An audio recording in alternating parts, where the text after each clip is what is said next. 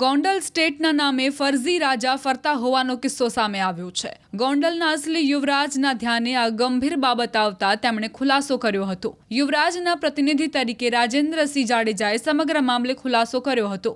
ઉલ્લેખનીય છે કે ગોતા ક્ષત્રિય સંમેલનમાં ગોંડલ સ્ટેટના નામે નકલી યુવરાજ હાજર હતા। આ મામલે ગોંડલ રાજવી પરિવારના પ્રતિનિધિએ કહ્યું કે કોઈ સંમેલનમાં કે કાર્યક્રમમાં અસલી ગોંડલ સ્ટેટ હાજર રહ્યા નથી। નવ પેઢીથી છૂટા પડેલા યદુવેન્દ્રસિંહ પોતાને યુવરાજ ગણાવે છે। રાજવી પરિવારના પ્રતિનિધિએ જણાવ્યું હતું કે ગોંડલ સ્ટેટના મહારાજ હિમાંશુસિંહજી એકમાત્ર અસલી રાજા છે।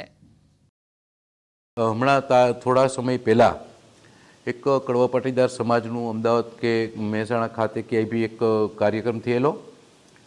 તેમાં ગોંડલ સ્ટેટના નામનો ઉલ્લેખ હતો, પણ ગોંડલ સ્ટેટને આવું કોઈ બી આમંત્રણ મળેલું નથી। ગોંડલ સ્ટેટ કોઈ જગ્યાએ ઉપસ્થિત રહ્યા નથી। એવી જ રીતે બીજો કિસ્સો કે ધંધુકાની અંદર 111 દીકરીના સમૂહ લગ્ન કોઈ ટ્રસ્ટ દ્વારા કરવામાં આવ્યા, ખૂબ સારું કાર્ય કરવામાં આવ્યું।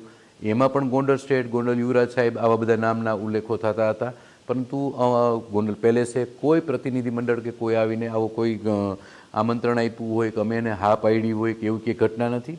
તાજેતરમાં જ ગોતા ખાતે ક્ષત્રિય સમાજનું એક મહાસંમેલન થયેલું, ત્યારે પણ ગોંડલ સ્ટેટનો બધો ઉલ્લેખ હતો, ગોંડલ યુવરાજ સાહેબ આવી બધી વાતો હતી। તો હું આપના બધાને સ્પષ્ટતા કરું છું કે ભાઈ યદુવેન્દ્રસિંહ જાડેજા જે ગોંડલ સ્ટેટના 9 પેઢી પહેલાંના છૂટા પડેલા ભાયાત છે, જેમનું ગામ છે દાળિયા અને વેજા ગામ, જે રાજવી વખતમાં રાજવી કાળના સમયમાં એમને એમના પૂર્વજોને એ ગામ આપેલા હોય। એ યદુવેન્દ્રસિંહ જાડેજા ત્યાંના છે, અમદાવાદ સ્થિત પોતે રહે છે।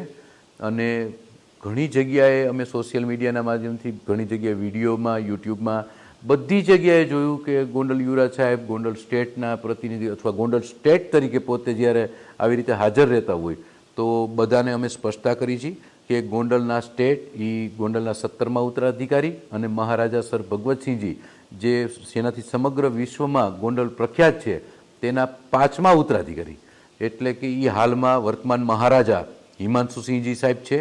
અને આ બધી જ બાબતો સાથે અમને કોઈ લેવા દેવા નથી, પણ યદુવેન્દ્રસિંહ જે જગ્યાએ ફરજી રાજા કે જે કંઈ શબ્દો એમને આવતા હોય કે ભાઈ ગોંડલ ફરજી ગોંડલ સ્ટેટ કે, તો આ બાબતમાં હું સ્પષ્ટતા કરું છું કે આમાં ગોંડલ મહારાજા સાહેબ કોઈ જગ્યાએ નથી અને યદુવેન્દ્રસિંહજી કોઈ ગોંડલ સ્ટેટ નથી।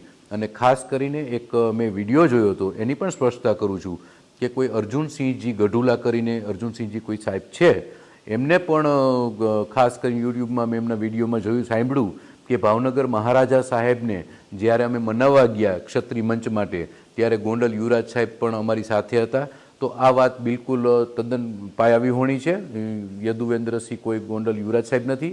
અને બીજું કે ગોંડલ મહારાજા સાહેબ ગોંડલ સ્ટેટના પરિવારમાં અત્યારે હાલ એક ગોંડલ મહારાજા સાહેબ બિરાજમાન છે, એક ગોંડલના રાજમાતા સાહેબ કુમુદકુમારીબા સાહેબ છે। તો બે વ્યક્તિઓ પોતે પરિવારમાં છે।